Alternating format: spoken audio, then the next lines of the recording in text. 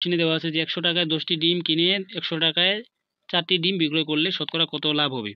তো যেহেতু এটা শতকরার অঙ্ক, তো এট ফার্স্ট যেহেতু আমরা প্রত্যেকটা ডিমের মান বের করব, তাহলে 10টি ডিমের দাম ছিল 10টি ডিমের ক্রয় মূল্য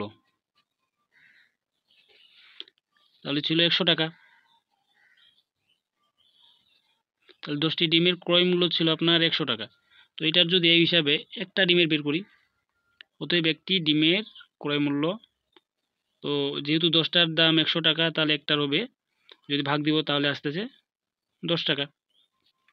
তো এইভাবে বলছে যে 100 টাকায় 4টি ডিম বিক্রয় করলে, তাহলে যদি এখন হিসাব করি বিক্রয় মূল্যটা, তাহলে 4টা ডিমের বিক্রয় মূল্য ছিল, 4টি ডিমের বিক্রয় মূল্য কত, 100 টাকা। তো হিসাবে যদি একটির বের করি, অতএব একটি ডিমের বিক্রয় মূল্য হবে 25 টাকা। এখন এটার যেহেতু এটা লাভটা বলছে যে কত পার্সেন্ট লাভ, তো সেজন্য আগে আমরা এট ফার্স্ট লাভটা বের করে নিব।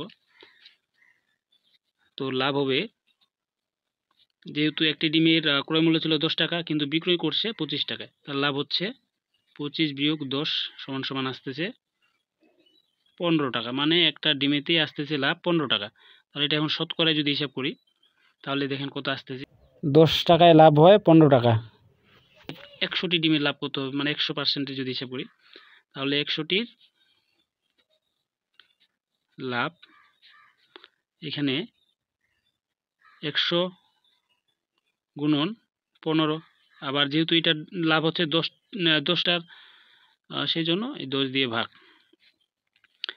ততএব তাহলে আসতেছে 150, এই যে 150%, এইটা হচ্ছে এটার উত্তর।